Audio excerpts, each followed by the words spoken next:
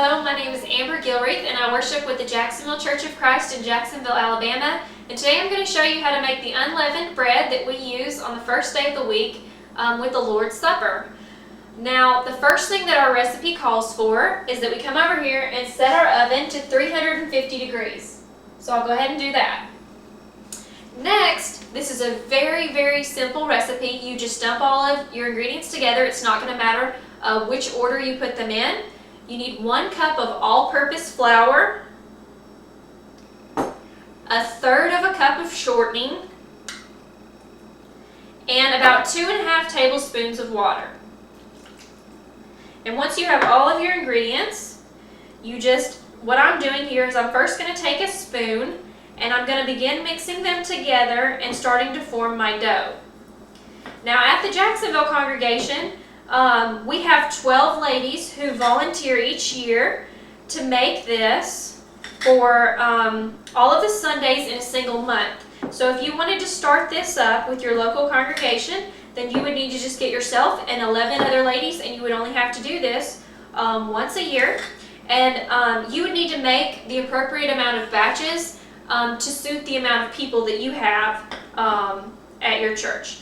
So it would just how large your congregation is, how many batches you would need to make, and they would need to have enough for every Sunday for the month of January or whichever month that you pick.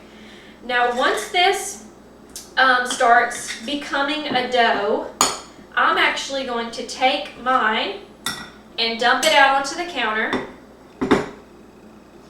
and get a little bit of shortening on my hands to prevent the dough from sticking to my hands. And I'm going to begin really mushing this together and kneading it together. Now if your dough is too dry and you need to add a little bit more water to it, you can. But be very sparing with it and just add a couple of drops at a time. Okay, so once you have your dough and it's a nice dough and you've kneaded it together, you're going to take your dough and you're going to move it over to some type of a pan. If you don't have a non-stick pan, you might want to grease your surface with some form of cooking spray to begin with. And what I like to do is I like to press my dough out really good first, because when you start to use your rolling pin to roll it out, it may stick and come up on your rolling pin. And you can line your rolling pin with some shortening as well so it doesn't stick so much. But I just like to get it out as thin as I can with my hands first, because I've just found that that's the easiest thing for me to do. Okay, so once you've thinned it out with your hands as much as you can, I'm actually going to come over here and wash my hands first because I'm about to start using my rolling pin. We've also done this with the girls at our congregation, ages 5 to 15. We've gotten them all together in the fellowship hall, and they have we taught them how to make the unleavened bread, so this is also an activity that you can do with your young girls. And they actually really enjoy it, and it's such an easy recipe that it's something that they can all participate in, and they love using the rolling pins. Okay, so once you have it rolled out pretty good, you take your rolling pin, and then you thin it out to about 1/8 of an inch. So you want to get your dough as thin as you can, and it doesn't have to be perfect, it doesn't have to be even.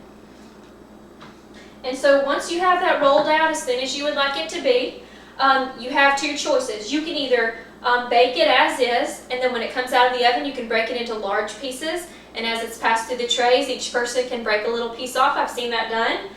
What we do is we take our pizza cutter before it goes into the oven, and you want to make some perpendicular lines here to form some squares. So I'm going to go up and down here with my pizza cutter, and then I'm going to take it and go in the opposite direction and cut my lines.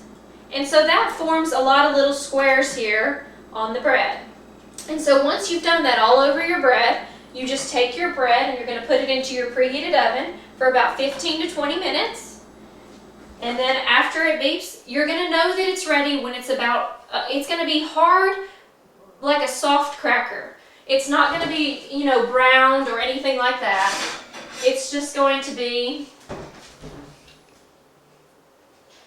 a soft cracker here, and you can see that all the little squares are there. And so this is actually very hot, so you're going to need to let it cool for a couple of minutes. And once it's cool, you will just take these little squares. They will break apart very easily.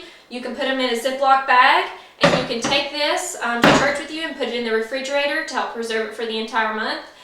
And then your congregation will be very thankful that you made the Lord's Supper. And I hope, thank you so much for tuning in, and I hope that this is something that you can use maybe, and something that can benefit you as you continue your work with your local church. Thank you so much.